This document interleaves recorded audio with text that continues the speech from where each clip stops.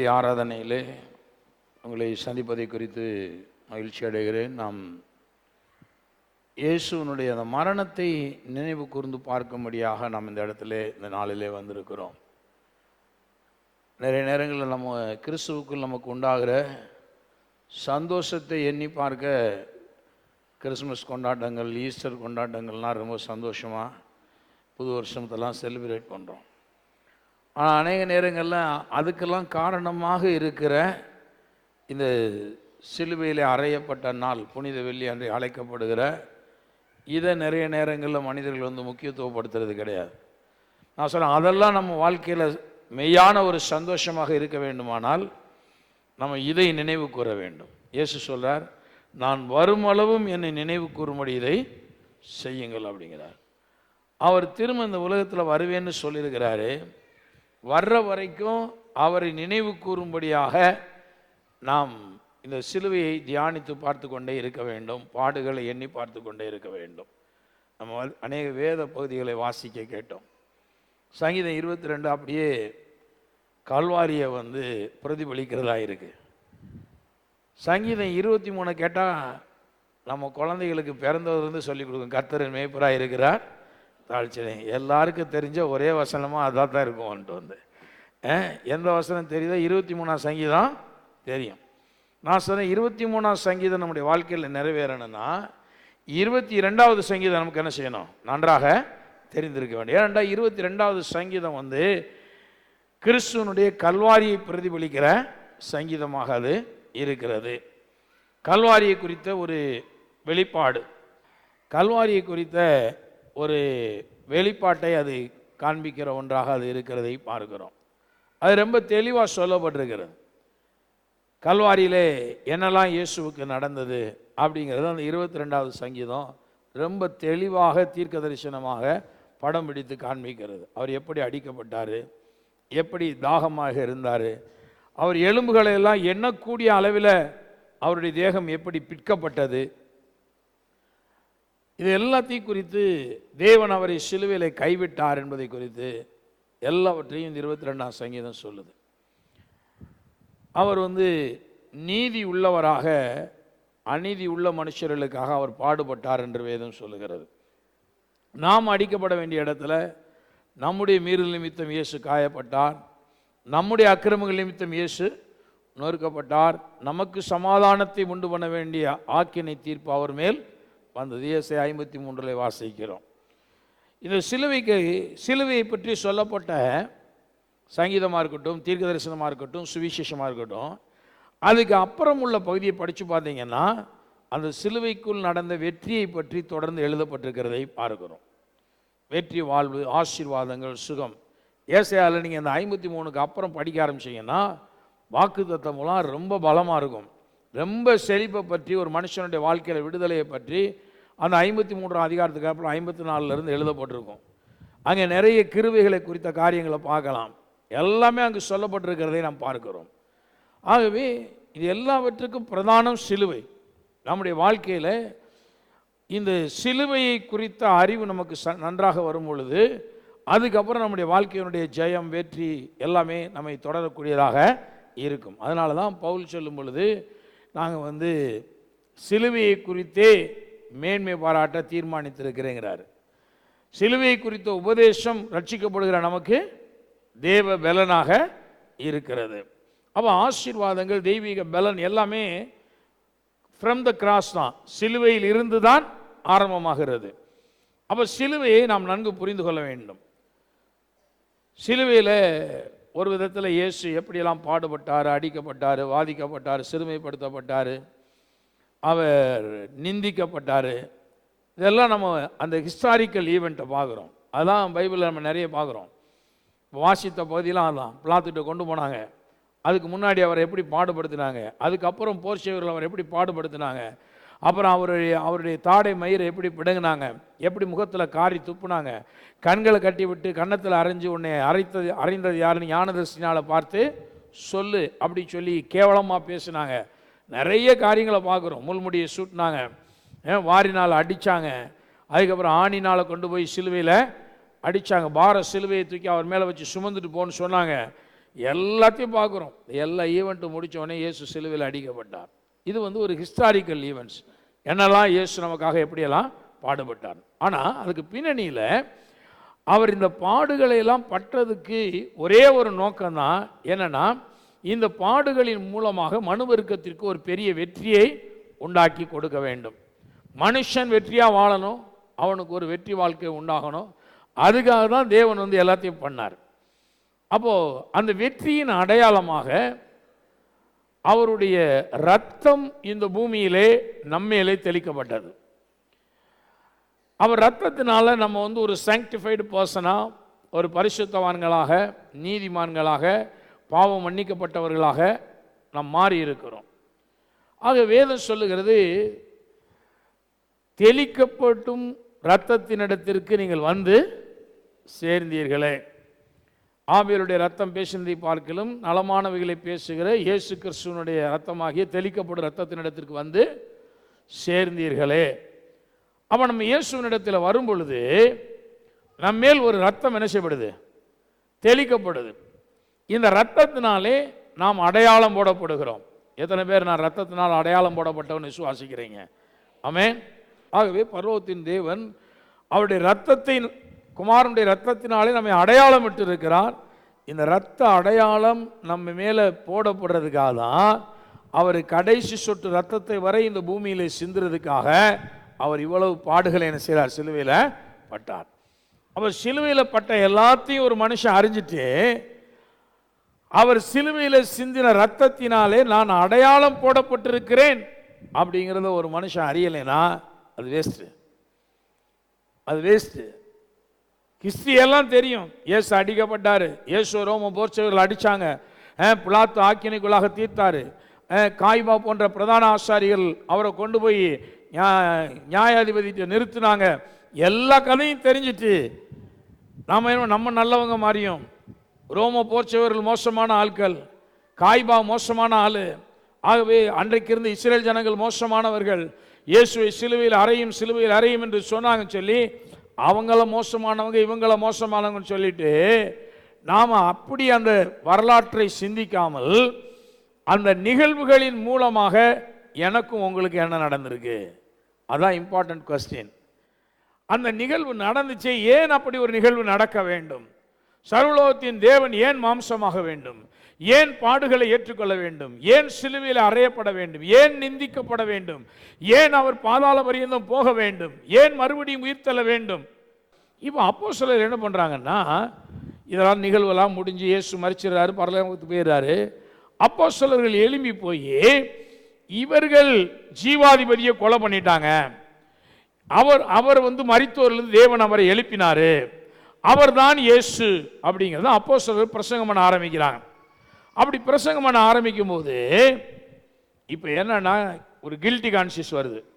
என்னடா அவர் மரிச்சாரு, எழுந்து வேற வந்துட்டாரு, எழுந்தது வேற தெரியுது. நம்ம பொய்யா காசை கொடுத்து அவர் உயிர்த்தல சீஷர்கள் களவாய் கொண்டு போயிட்டாங்கன்னு சொல்ல சொன்னா கூட அவர் என்ன பண்ணிட்டார்? உண்மை என்ன? அவர் எழுந்து விட்டார். இப்போ காய்பா போன்ற பிரதான ஆசாரியர்களுக்கெல்லாம் பயம் என்ன செய்யுது? வருது. யாரெல்லாம் சிலுவையில் அடிக்க சொன்னாங்களோ அவங்களுக்கெல்லாம் பயம் வருது. ஏனென்றால் இந்த நீதிமான கொலை பண்ணிட்டோம், இப்போ என்ன நடக்குமோ? சரி, இந்த நியூஸ் அப்படியே கேள்விப்படாமல் விட்டா கொஞ்சம் பயத்திலிருந்து வெளியே வந்துடலாம் அப்படின்னு என்ன பண்ணும் பொழுது சீஷர்கள் என்ன பண்ணுறாங்கன்னா, இயேசுனுடைய மரணத்தை பற்றியும் உயிர்த்தெழுதலை பற்றியும் பலமாக என்ன செய்கிறாங்க? சாட்சி கொடுக்குறாங்க. அவங்க ஜீவாதிபதியை நீங்கள் கொலை செஞ்சிட்டீங்க, தேவன் அவரை மரித்தோரிலிருந்து எழுப்பினார் அப்படின்னு சொல்லி அவங்க ரொம்ப ஸ்ட்ராங்காக விட்னஸ் பண்ணுறாங்க. இந்த விட்னஸ்லாம் கேட்க கேட்க உங்களுக்கு பயம் வருது. இப்போ அப்படியே அப்போஸ்தலர் 5:28 திருப்பி கொள்ளும் பாருங்க.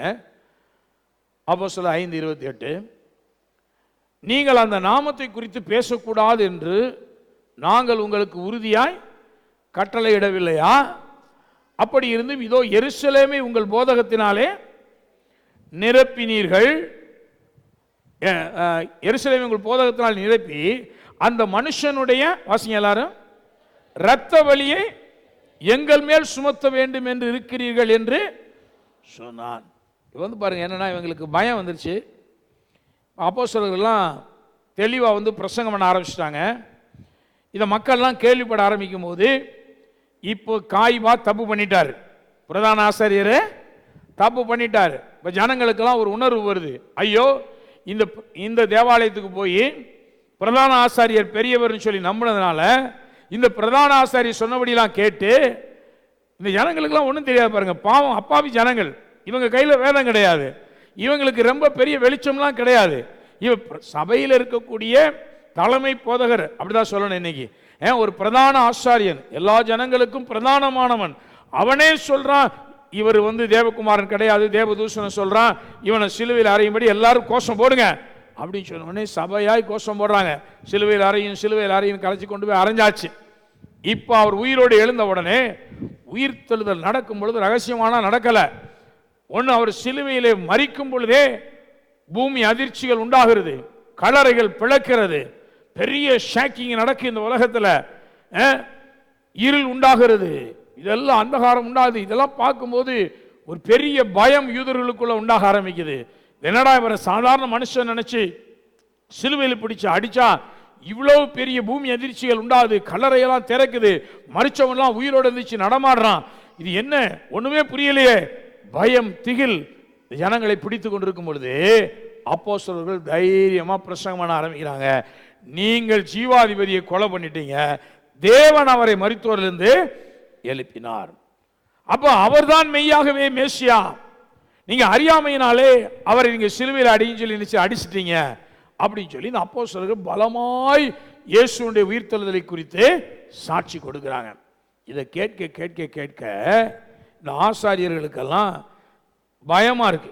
இப்போ 24ஆம் வசனம் சொல்லுது, 5ஆம் அதிகாரத்தில், இந்த செய்தியை ஆசாரியனும் தேவாலயத்தை காக்கிற சேனை தலைவனும் பிரதான ஆசாரியர்களும் கேட்ட பொழுது இது என்னமாய் முடியுமோ என்று அவர்களை குறித்து கலக்கம் அடைந்தார்கள். பாருங்க, தூதர்கள் அதாவது சீஷர்களை கொண்டு போய் சிறைச்சாலையில் போடுறாங்க, அப்போஸ்தலரை பிடித்து பொதுவான சிறைச்சாலையில் போடுறாங்க. இப்போ கர்த்தருடைய தூதன் ராத்திரியில் என்ன பண்ணிடுறான்னா கதவுகளெல்லாம் திறந்து வெளியே விட்டுறாரு. நீங்கள் போய் தேவாலயத்தில் என்ன செய்யுங்க, ஜீவ வார்த்தையை குறித்து பிரசங்கம் பண்ணுங்க, உங்களை எல்லாம் யாரும் கைது பண்ண முடியாது அப்படின்னு சொல்லி ரிலீஸ் பண்ணி விட்டு போயிடறாங்க. இப்போ ரிலீஸ் பண்ணி விட்ட உடனே இந்த செய்தி பிரதான ஆசாரியருக்கு போகுது. ஒன்று, இவங்க பண்ணுற பிரசங்கத்தை நினைச்சா பயமா இருக்கு. இன்னொன்று, இவருடைய செயல்பாடுகள், இவங்களை அரெஸ்ட் பண்ணி பிரசங்கம் பண்ண விடாம ஜெயிலில் போட்டுடலான்னு பார்த்தா தேவதூதன் ராத்திரியில் என்ன பண்ணிடலாம், ஜெயிலில் திறந்து விட்டு நீங்க தேவாலயத்தில் போய் என்ன பண்ணுங்க பிரசங்கம் பண்ணு சொல்றாங்களே. அப்போ இந்த இயேசு எப்படிப்பட்டவர், இவர்தான் மேசியாவோ அப்படிங்கிற பயம் இப்போ பிரதான ஆசாரியர்களுக்கும் அந்த ஜனத்தின் அதிபதிகளுக்கும் தேவாலயத்தை காக்கிறவர்களுக்கும் உண்டாக ஆரம்பிக்கிறது. அப்போ காவலில் வைச்ச மனுஷங்கள்லாம் இப்போ போய் தேவாலயத்தில் நின்று நினைச்சிட்டு இருக்காங்க, பிரசங்கம் பண்ணிட்டு இருக்கிறாங்கிற அந்த செய்தியை ஒருத்தர் கொண்டு சொல்றான். அப்போ மெல்ல அவங்களை அழைச்சிட்டு வர்றாங்க, ஆலோசனை சங்கத்துக்கு முன்னாடி நிறுத்துறாங்க. இப்போ ரொம்ப ஃபோர்ஸ் பண்ணலை, இப்போ என்ன பண்ணுறாங்கன்னா ரெக்வெஸ்ட் பண்ணி கூப்பிட்டு வர்றாங்க. இப்போ கைது பண்ணி கொண்டு வரல, இப்போ தயவாய் கொஞ்சம் உங்களை பிரதான ஆசாரி பார்க்கணும்னு சொல்கிறாங்க, தயவு செஞ்சு கொஞ்சம் என்ன செய்யுங்க வாங்க அப்படின்னு சொல்லி அப்போஸ்தலரை கூட்டிகிட்டு போகிறாங்க. இப்போ அங்கே போன உடனே அவங்க என்ன சொல்கிறாங்க, நீங்கள் அந்த நாமத்தை குறித்து 28ஆம் வசனம் பாருங்க, நீங்கள் அந்த நாமத்தை குறித்து போதகம் பண்ண கூடாது என்று நாங்கள் உங்களுக்கு உறுதியாய் கட்டளையிடவில்லையா? அப்படி இருந்தும் இதோ எருசலேமை உங்கள் போதகத்தினாலே நிரப்பி அந்த மனுஷனுடைய இரத்த பலியை எங்கள் மேல் சுமத்த வேண்டும் என்று இருக்கிறீர்கள் என்று சொன்னான். பாருங்க, அவங்களுக்கு பயம் ஆயிடுச்சு. என்னன்னா, உங்க போதனையின்படி பார்த்தா நாங்க குற்றவாளிகள், அப்போ இயேசுனுடைய இரத்த பலியை எங்கள் மேல் நீங்க சுமத்துறபடி எங்களை குற்றவாளிகள் ஆக்கிட்டீங்கன்னா இப்ப என்ன பயம்? அதே ஜனங்கள் யார் இயேசுவை சிலுவையில் அறையும் என்று கூச்சல் போட்டானோ அவன் பூரா கல்லை எடுத்துட்டு பிரதான ஆசாரியனை என்ன செஞ்சிருவான், காலி பண்ணிடுவான், எரிஞ்சிருவான். ஏன்னு கேட்டால், நீ ஜனத்தின் அதிபதியாய் இருந்து கொண்டு இப்ப நீ குற்றமற்ற ஒரு நீதிமானை கொலை செய்வதற்கு இரத்த பலிக்கு நீ காரணமா மாறிட்ட. நீதிமானுடைய இரத்த பலிக்கு எவன் காரணமா இருந்தானோ அவனுடைய ரத்தம் பூமியிலே சிந்தப்பட வேண்டும் என்று நீ கையில் வச்சிருக்கிற நியாயப்பிரமாணமே சொல்லுது. அப்போ அந்த நியாயப்பிரமாணத்தின்படி இப்ப பிரதான ஆசாரியர் இருக்கிற காய்வா குற்றவாளியாக மாறிவிடுகிறார். அப்படியே ஜட்ஜ்மெண்ட் திரும்புது. இவங்களுக்கு என்ன பயம்னா, எப்பா நான் குற்றவாளியா இருந்தா கூட இது யாருக்கும் தெரியாம ரகசியமா இருக்கட்டும். நீங்க ஜனத்திட்ட போய் சொல்லி சொல்லி சொல்லி இயேசு நீதிபரர் நீதிமான்னு சொல்லிட்டீங்கன்னா அந்த மனுஷனுடைய ரத்த பலிய எங்க மேல, ஜனத்தின் அதிபதிகள் மேல, இந்த தேவாலயத்தை காக்கிற சேனாதிபதிகள் மேல, எங்க மேல நீங்க சுமத்தணும்னு நினைக்கிறீங்களா அப்படி சொல்லி அதற்காகத்தான் அவர்கள் இயேசுவை பிரசங்கிக்க கூடாது என்ற சட்டத்தை போடுறாங்க. அவங்க அதான் உறுதியாய் கட்டளையிடவில்லையா என்று கேட்கிறதை பார்க்கிறோம். அதுக்கு அவன் பதில் சொல்றாரு, பேதுரு மற்ற அப்போஸ்தலர்களும் மனுஷனுக்கு கீழ்ப்படுவதை பார்க்கல தேவனுக்கு கீழ்ப்படுகிறதே அவசியமாய் இருக்கிறது. உங்களுக்கு கீழ்ப்படிங்கிறது அவசியம் இல்லை, மனுஷனுக்கு பயந்து மனுஷனுக்கு கீழ்ப்படிய வேண்டிய அவசியம் இல்லை, தேவனுக்கு கீழ்ப்படிவதான் மஸ்ட், அவர்தான் அவசியம். ஆகவே நாங்கள் மனுஷனுக்கு அல்ல, நாங்கள் என்ன செய்ய போறோம், தேவனுக்கு கீழ்ப்படிய போறோம். நாங்கள் மனுஷனுக்கு கீழ்ப்படிய போறதில்லை, தேவனுக்கு கீழ்ப்படிய போறோம். அவர் போய் தேவாலயத்தில் போய் நின்று இந்த சத்தியத்தை என்ன செய்யுங்க, பிரசங்கம் பண்ணுங்கன்னு சொல்லி இருக்கிறாரு. ஆகையால் நாங்கள் பிரசங்கம் பண்ண போறோம், மனுஷனுக்கு கண்டு பயப்பட மாட்டோம் அப்படி சொல்றாங்க. அப்படி சொல்லிட்டு பாருங்க 30வது வசனத்தில், நீங்கள் மரத்திலே தூக்கி கொலை செய்த இயேசுவை நம்முடைய பிதாக்களின் தேவன் எழுப்பி, அங்கேயே பிரசங்கத்தை ஆரம்பிச்சார். இவங்க போய் ஜனங்களுக்கு சொன்னது மட்டும் இல்ல, எந்த நியாயாசனத்தின் மூலம் நியாய சங்கத்தின் முன்பாக நிற்கிறாங்களோ அங்கேயே தைரியமா பிரசங்கம் பண்றாரு. நீங்கள் மரத்திலே தூக்கி கொலை செய்த இயேசுவை நம்முடைய பிதாக்களின் தேவன் எழுப்பி இஸ்ரவேலுக்கு மனம் திரும்புதலையும் பாவ மன்னிப்பை அருளுகிறதற்காக அவரை அதிபதியாகவும் இரட்சகராகவும் தமது வலது பார்சத்திலே உயர்த்தினார்.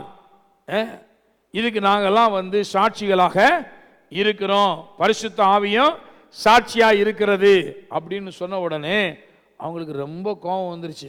என்னடா நம்ம இவங்களை கூப்பிட்டு திட்டி இதை சொல்லக்கூடாதுன்னு சொன்னா இவங்க நமக்கே ஒரு பிரசங்கத்தை செஞ்சுட்டு இருக்காங்க, பண்ணிட்டு இருக்காங்களே அப்படின்னு பெரிய கோபம் அடைந்து அவங்க ஆலோசனை சங்கத்தை விட்டு எழுந்திருந்து அப்புறம் அப்போஸ்தலர் சற்று நேரம் வெளியே போய் நில்லுங்கன்னு சொல்லிட்டு திரும்ப அவங்க உள்ள இந்த மனுஷர் போதகத்தை குறித்து நம்ம கொஞ்சம் எச்சரிக்கையாக இருக்கணும் அப்படின்னு சொல்லி அவங்களுக்குள்ளே ஒரு டிஸ்கஷன்லாம் நடக்குது. அது ரொம்ப பெருசாக அப்படியே போயிட்டே இருக்கு. இந்த அப்போஸ்தலர் என்ன பண்ணுறதுனே அவங்களுக்கு தெரியல. இப்போ நான் சொல்ல வந்த காரியம், இந்த இயேசுனுடைய இந்த ரத்தம் இவங்க எல்லாம் அறியாமையினால இந்த நீதிமானை பிடிச்சி சிலுவையில் என்ன செஞ்சிட்டாங்க, அடிச்சிட்டாங்க. இப்போ அவருடைய ரத்தம் இந்த பூமியிலே சிந்தப்பட்டது. இந்த ரத்தத்தினுடைய பலியை எண்ணி அவர்கள் பயந்தார்கள். நான் சொல்லுகிறேன், இந்த இரத்த பலியை நாம் எண்ணி பார்க்கும் பொழுது அவர் நமக்காக கிருபையின் ஆதார பலியாக அவர் செஞ்சிருக்க. ஒரு கூட்டம் இந்த குற்றமற்றவரை சிலுவையில் அடிச்சிட்டோன்னு பயப்படுது. தேவன் இந்த உலகத்துக்கு என்ன நற்செய்தியை கொடுக்கிறார்னா, உங்க எல்லாருக்காகவும் கிறிஸ்து அவர் நீதியுள்ளவராய் சிலுவையில் என்ன செஞ்சிருக்கிறாரு, பாடுபட்டிருக்கிறாரு. ஆகவே உங்களுக்கு ஒரு கிருபாதார பலியாக இயேசு சிலுவையில் மரிச்சிருக்கிறாரு. ஆகவே நீங்க இந்த பலியின் மூலமாக நீங்கள் மீட்கப்பட்டிருக்கீங்க அப்படிங்கிற இந்த நற்செய்தியை நமக்கு வேதம் அறிவிக்கிற ஒன்றாக இருக்கிறதை பார்க்கிறோம். வேத வசனம் பாருங்க, 1 தீமோத்தேயு புத்தகத்தில் 3:16 திருப்பிக் கொள்ளும். 1 தீமோத்தேயு 3:16, அன்றியும் தேவ பக்திக்குரிய ரகசியமானது யாவரும் ஒப்புக்கொள்ளுகிறபடியே மகா மேன்மை உள்ளது. நான் சொல்றேன், இந்த வேதம் ரகசியங்கள் அடங்கிய புஸ்தகம். இதை வெறும் மூளை அறிவில் ஒருத்தன் கண்டுபிடிக்க நினைச்சானா கண்டுபிடிக்கவே முடியாது. இது தெய்வீகமான ரகசியங்கள் அடங்கிய புஸ்தகம். தேவ ஆலோசனைப்படி ஆவியானவருடைய ஒத்தாசையோடு படித்தா மட்டும்தான் இது விளங்கும். ரகசியங்களை தேவன் வெளிப்படுத்துவார். இல்லைன்னா நீங்கள் வெறும் டெக்ஸ்ட் ரீடிங் மாதிரி உலகத்தில் சயின்ஸ் படிக்கிற மாதிரியே மேக்ஸ் படிக்கிற மாதிரியே படிச்சிங்கன்னா இந்த பைபிள் உங்களுக்கு விளங்கவே விளங்காது. எல்லாமே ஒரு கன்ஃபியூஷனாக தான் இருக்கும், பெரிய குழப்பமாக தான் இருக்கும். அதனால் வேதம் சொல்ல தேவ பக்திக்குரிய ரகசியமானது யாவரும் ஒப்புக்கொள்ளுகிறபடியே மகா மேன்மை உள்ளது. இது மேன்மையான ரகசியங்கள் இதுக்குள்ளே அடங்கி இருக்கிறது அப்படின்னு சொல்லிட்டு, தேவன் மாம்சத்திலே, இயேசு யாரு? தேவன். இயேசு யாரு? தேவன். தேவன் மாம்சத்திலே வெளிப்பட்டார், ஆவியிலே நீதி உள்ளவர் என்று விளங்கப்பட்டார், தேவதூதர்களால் காணப்பட்டார், புரஜாதிகளிடத்திலே பிரசங்கிக்கப்பட்டார், உலகத்திலே விசுவாசிக்கப்பட்டார், மகிமையிலே ஏறெடுத்து கொள்ளப்பட்டார். பைபிளில் இருக்கிற வசனத்திலேயே டாப் மோஸ்ட் வேர்ஸ்ன்னு கேட்டால் நான் இதை தான் சொல்லுவேன். பைபிளில் இருக்கக்கூடிய வசனத்திலே சுவிசேஷத்தில் மிக அற்புதமான ஒரு வசனம் சொன்னால் 1 தீமோத்தேயு 3:16. ஆனால் சில நல்லா வச்சுங்க. ஏன்னா இந்த ஒரே வசனத்துக்குள்ள தேவன் நமக்கு என்ன செஞ்சாரு, அவர் எப்படிப்பட்டவர் எல்லாத்தையும் கொண்டு வந்துட்டார் பாருங்க. அது மகா மேன்மையான சீக்ரெட் சொல்லிட்டு, தேவன் மாம்சத்தில் வெளிப்பட்டாரு, ஆவியிலே நீதி உள்ளவர் என்று விளங்கப்பட்டாரு, தேவதூதர்களால் காணப்பட்டாரு, புரஜாதிகளிடத்தில் பிரசங்கிக்கப்பட்டாரு, உலகத்திலே விசுவாசிக்கப்பட்டார், மகிமையிலே ஏறெடுத்துக் கொள்ளப்பட்டார். பாருங்க, அங்கிருந்து இறங்கி வந்து இந்த பூமியில 33 ஆண்டு காலம் அவர் என்ன செஞ்சாரோ எல்லாத்தையும் முடிச்சு மறுபடியும் பரமேறி போய் உட்கார்ந்த வரைக்கும் இந்த ஒரே வசனத்துக்குள்ள தேவன் சொல்லிட்டார். ரத்ன சுருக்கமா சொல்லியிருக்கிறார். இந்த ஒரு வசனத்தை ஒரு மனுஷன் நல்லா விளங்கிக்கிட்டான்னா போதுங்க, அவன் வெற்றியாய் வாழ்ந்து விடுவான். அவனுடைய வெற்றியை இந்த ஒரே வசனம் தீர்மானித்து விடும். இந்த ஒரு வசனம் என்ன சொல்லுது? இயேசு நீதி உள்ளவர், இயேசு தேவன், அவர் நீதி உள்ளவராய் நமக்காக பாடுபட்டார். இப்போ நம்முடைய சப்ஜெக்ட் அதான். அவர் வந்து அநீதி உள்ளவர்களுக்காக நீதி உள்ளவராக சிலுவையில் என்ன செய்கிறாரு? அவர் பாடுபடுறார். 1 பேதுரு 3:18 பாருங்க. 1 பேதுரு 3:18, ஏனெனில் கிறிஸ்துவும் நம்மை தேவனிடத்திலே சேர்க்கும்படி அநீதி உள்ளவர்களுக்கு பதிலாக நீதி உள்ளவராய் பாவங்கள் நிமித்தம் ஒரு தரம் பாடுபட்டார். அவர் மாம்சத்திலே கொலையுண்டு ஆவியிலே உயிர்ப்பிக்கப்பட்டார். 1 பேதுரு 3:18 நம்ம இதை பார்க்கிறோம். அது ரொம்ப தெளிவா பேதுரு இங்கே சொல்றார். எதுக்காக அவர் சிலுவையில் பாடுபட்டார்னா, நம்மை தேவனிடத்தில் சேர்க்கும்படியாக, நம்மளை கொண்டு போய் தேவனோட என்ன செய்யணும், நம்மளை சேர்ப்பதற்காக அவர் இப்படி பாடுபட்டார் என்று வேதம் சொல்லுகிறதை பார்க்கிறோம். நம்மளை கொண்டு போய் தேவன்கிட்ட சேர்க்கணும். தேவனோடு கூட நம்மளை வந்து ஒப்புரமாக படுவதற்காக நம்மளை கொண்டு போய் நமக்காக அவர் வந்து இப்படி வந்து சிலுவையில் என்ன பண்ணாராம், அவர் வந்து பாடுபட்டார் என்று பார்க்கிறோம். ஏனெனில் கிறிஸ்துவும் நம்மை தேவனிடத்திலே சேர்க்கும்படி அநீதி உள்ளவர்களுக்கு பதிலாக நீதி உள்ளவராய் பாவங்கள் நிமித்தம் ஒரு தரம் பாடுபட்டார். அவர் மாம்சத்திலே கொலையுண்டு ஆவியிலே உயிர்ப்பிக்கப்பட்டார் என்று பார்க்கிறோம். அவர் வந்து பாடுபட்டு நமக்காக அவர் வந்து இப்படி இந்த பாடுகளை எல்லாம் வந்து அவர் ஏற்றுக்கொண்டு அவர் வந்து சிலுவையிலே நமக்காக இந்த பாடுகளை எல்லாம் அவர் பட்டார் என்று வேதம் தெளிவாக சொல்லுகிறதை பார்க்கிறோம். தேவனிடத்திலே சேர்க்கும்படியாக, தேவன்கிட்ட கொண்டு போய் சேர்க்கணும். ஒரே ஒரு டார்கெட் தான். மனுஷன் தேவனை விட்டு பிரிஞ்சிட்டான். இப்போ இவ்வளவு பாடுகள் எதுக்குன்னு கேட்டா, இவ்வளவு காட்சிகள் எதுக்கு, இந்த சிலுவை பாடுகள்லாம் எதுக்குன்னு கேட்டா, நம்மை தேவனிடத்தில் கொண்டு போய் சேர்ப்பதற்காக, தேவனோடு ஒப்புரவாக்குவதற்காக. அவர் நம்மை தேவனிடத்தில் சேர்க்கும்படி அநீதி உள்ளவர்களுக்கு பதிலாக, நம்மளாம் எப்படிப்பட்டவர்கள்? அநீதி உள்ளவர்கள். நீதினா என்னன்னே தெரியாது அப்படிப்பட்ட மனிதர்கள். அநீதி உள்ளவர்களுக்காக அவர் எப்படி பாடுபட்டார்னா, நீதியுள்ளவராய் பாவங்கள் நிமித்தம் ஒரு தரம் பாடுபட்டார். இயேசு அவ்வளவு பாடுகளை பட்டாருங்க. ஒரு குற்றவாளியை தண்டிக்கும் போது அவனுடைய மனநிலை எப்படி இருக்குன்னு கேட்டா, சரி நான் அக்கிரமம் பண்ணனே, அதுக்காக நான் என்ன செய்கிறேன், தண்டிக்கப்படுறேன். நான் செஞ்ச தப்பு, நான் பண்ணின தீமையான காரியங்கள், அதுக்காக நான் தண்டிக்கப்படுறேன் அப்படின்னா அவனோட மனது வந்து சாட்டிஸ்ஃபைடாக இருக்கும். ஆனால் குற்றமற்ற ஒருத்தனை தண்டிச்சான், அவன் தண்டனையை பெற்றுக்கொள்றதை காட்டிலும் அவன் மனசாட்சியில் உண்டாகிற போராட்டம் இருக்குது பார்த்தீங்களா.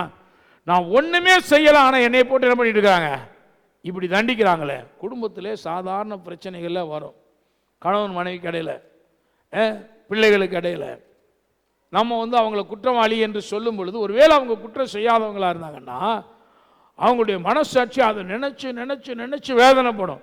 அந்த தண்டனையை காட்டிலும் இந்த வேதனை அதிகமாக இருக்கு. ஏனென்றால் நான் குற்றமே செய்யாதவன், ஆனால் என்னை குற்றவாளி என்ன செய்றாங்க சொல்றாங்க. இயேசு அந்த நிலையில தான் இருந்தார். அவர் அநீதி உள்ளவர்களுக்காக நீதி உள்ளவராய் பாவங்களின் நிமித்தம் ஒரு தரம் பாடுபட்டு அவர் மாம்சத்திலே கொலையுண்டு ஆவியிலே உயிர்ப்பிக்கப்பட்டார். மாம்சத்தில் அவர் கொலை செய்யப்படுகிறதை பார்க்கிறோம். அவர் மாம்சத்தில் கொலை செய்யப்பட்டு அவர் சிலுவையிலே மரிக்கிறதை பார்க்கிறோம். பாருங்க, இந்த அவர் நமக்காக இப்படி சிலுவையில் பலியாகும் பொழுது லேவியராகமத்தில் 6ஆம் அதிகாரம் 30 வசனம் சொல்லுது பாருங்க. லேவியராகமத்தின் புத்தகம் 6ஆம் அதிகாரத்துக்கு வருவோம் பாருங்க. 30 வசனம் சொல்லுகிறது, எந்த பாவ நிவாரண பலியின் இரத்தத்தில் கொஞ்சம் பரிசுத்த ஸ்தலத்தில் பாவ நிவர்த்தி செய்யும் பொருட்டு ஆசரிப்பு கூடாரத்துக்குள்ளே கொண்டு வரப்பட்டதோ அந்த பலி புசிக்கப்படலாகாது, அது அக்கினினாலே தகனிக்கப்பட வேண்டும். இப்போ இயேசு பாவ நிவாரண பலியா இருக்கிறார். பழைய ஏற்பாட்டில் இருக்கிற பரிசுத்தவான்களுக்கு இந்த பாவ நிவாரண பலியை கொண்டு வந்து அவங்க செலுத்தினாங்கன்னா, இந்த பாவ நிவாரண பலி செலுத்தப்படுகிற ஆடோ மாடோ இளங்காலையோ ஏதோ இருக்குல்ல, அதை என்ன செய்யணும் அப்படின்னா, அந்த பாவ நிவாரண பலியாக செலுத்தப்பட்ட அந்த மாம்சத்தை யாரும் என்ன செய்யக்கூடாது? புசிக்கக்கூடாது. பாவ நிவாரண பலியான மாம்சத்தை புசிக்கக்கூடாது. நிறைய பலிகள் இருக்குங்க. சில பலிகளை செலுத்திட்டு புசிக்கலாம். அந்த மாம்சத்தை ரத்தத்தை செஞ்சுட்டு மாம்சத்தை என்ன செய்யலாம்? புசிக்கலாம். அது யார் யார் புசிக்கணும், எதை யார் யார் புசிக்கணும்லாம் தேவன் சொல்லி வச்சிருக்கிறார். ஆசாரியன் எதை புசிக்கணும், பலி இடுகிறவன் எதை புசிக்கணும், ஆசாரியனுடைய பங்கு அதில் என்ன, எல்லாம் விவரமாக பழைய ஏற்பாட்டில் நிறைய பலிகளை பற்றி சொல்லப்பட்டிருக்கிறது. போஜன பலியை பற்றி சொல்லப்பட்டிருக்கிறது, பான பலியை பற்றி சொல்லப்பட்டிருக்கிறது, தகன பலியை பற்றி சொல்லப்பட்டிருக்கிறது. இப்படி நிறைய பலியை பற்றி சொல்லப்பட்டிருக்கிறது. இப்போ இங்கே இந்த பாவ நிவாரண பலியை செலுத்தும் பொழுது இந்த மாம்சத்தை யார் என்ன செய்யக்கூடாது? புசிக்க கூடாது. அது அக்கினினால் என்ன செய்யப்படணும்? தகனிக்கப்பட வேண்டும் என்ற ஒரு கட்டளை கொடுக்கப்பட்டிருக்கிறதை பார்க்கிறோம். இப்போ அப்படியே எபிரேயர் 13:1 வருவோம் பாருங்க. புதிய ஏற்பாட்டுக்கு வருவோம். எபிரேயர் 13ஆம் அதிகாரம் 11வது வசனம். ஆகையால் நாம் அவருடைய நிந்தையை சுமந்து பாளையத்துக்கு புறம்பே அவரிடத்திலே புறப்பட்டு போக கடவோம். பாருங்க, நிந்தையை சுமந்து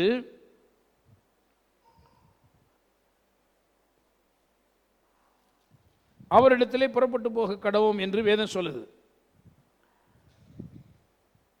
12ஆம் வசனம் சொல்லுது, அந்தபடி இயேசுவும் தம்முடைய சொந்த இரத்தத்தினாலே ஜனத்தை பரிசுத்தம் செய்யும்படியாக நகர வாசலுக்கு புறம்பே என்ன செஞ்சார்? பாடுபட்டார்.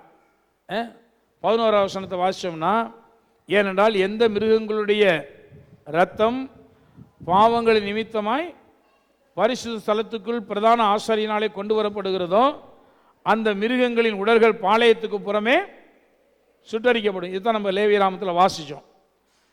இப்போ அப்படியே அதை பெயர்த்து என்ன செய்றார்? எபிரேயரில் எழுதுகிறார், சுட்டரிக்கப்படணும்.